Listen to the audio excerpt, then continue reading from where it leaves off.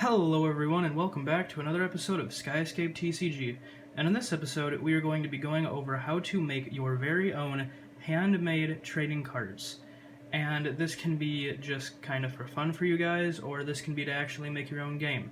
But this will actually be part one of two videos, where in this video I will be talking about how to make your own handmade trading cards by hand, versus in the next video where I'm going to be showing you how to take a card like this, where you draw it by hand, or like this for my final example, where I did it by hand, and turn it into something more professional off of a website called the Game Crafter, where they actually print off your card for you and make it into a real, actual card that you can use and even buy and sell online.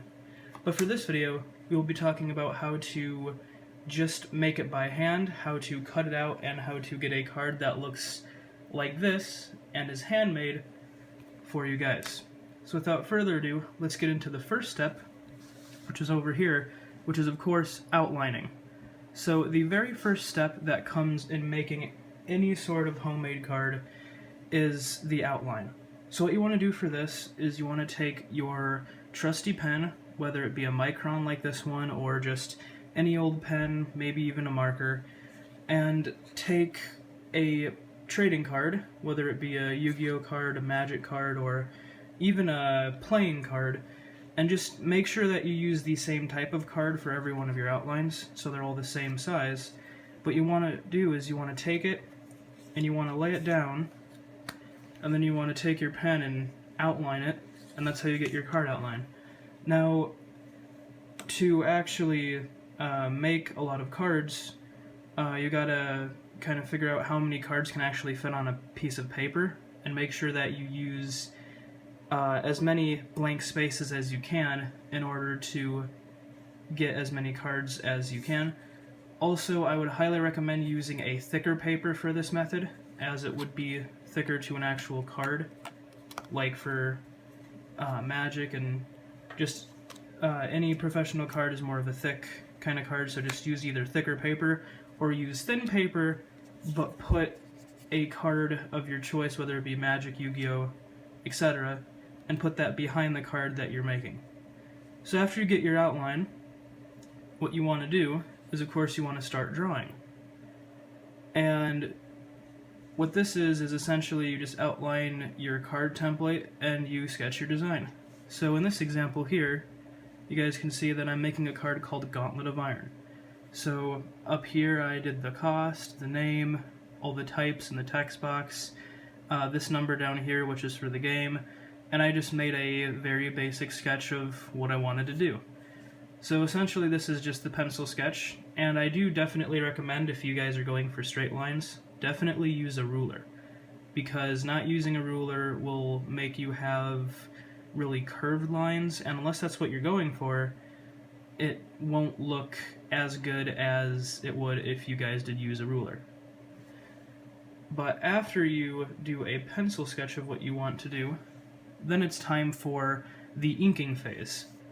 And essentially after you make your pencil sketch, you take your trusty pen, again whether it be a Micron or anything like a regular pen or marker, etc. And what you do from there is you just ink over your design. So you take your pen and you trace over all your pencil lines, at least the ones that you want to stay, and you'll get something like this, where, again, I don't know if you guys can really see it that well, but you can kind of see the pencil lines that I've made under this ink, and that's going to be there as you're inking because it's going to remain there because they're your base pencil lines and pencil sketches. But after this, what you want to do is you want to make sure that you start coloring. And this is a very important step, especially for the different kind of ink and pens that you use. A Micron pen like this will actually dry very fast, so the waiting period for the ink to dry is only a couple, if not a few minutes, whereas other pens and markers can take a lot longer to dry. So make sure before you go into the coloring phase that you leave enough time for your ink to dry. That way you don't smudge any of your lines and ruin your good work that you put lots of work into. So after your ink is dry, you take an eraser. It can just be any old eraser as long as it doesn't leave streaks. And just go in and erase your pencil lines.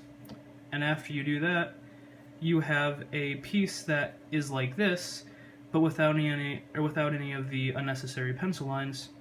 So after you erase it, you can then start coloring.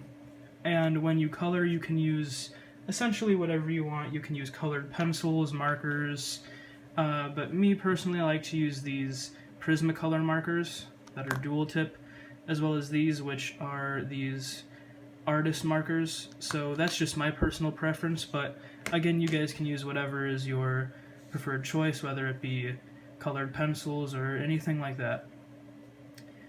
But the stage after this, after you color it and get everything to look like this, is of course cutting things out. Now, I would highly recommend using either a knife and a ruler if you are older and more just careful with that, because again, I don't want you guys accidentally, hurting yourselves with using a knife like this. So I would recommend using a miniature cutting board. I have one of these, I'll show it off in a later video, but essentially it just cuts off the paper very carefully to the point where it makes sure that all your lines are straight. But if you must use scissors, I highly recommend against this, but if you have to, then go for it. But just be careful, because if you do cut with scissors, you can actually make some of the lines on the outline of your card kind of warped and not entirely straight, which will look a little bit off, so at that point you have to sleeve. But when you do cut them out, you'll get something that looks like this.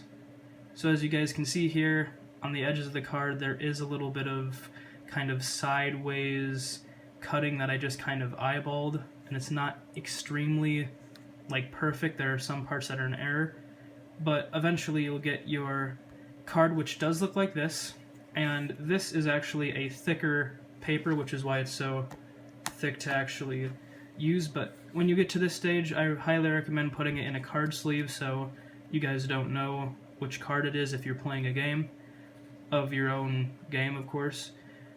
But this is what a final product of a handmade drawn card will look like.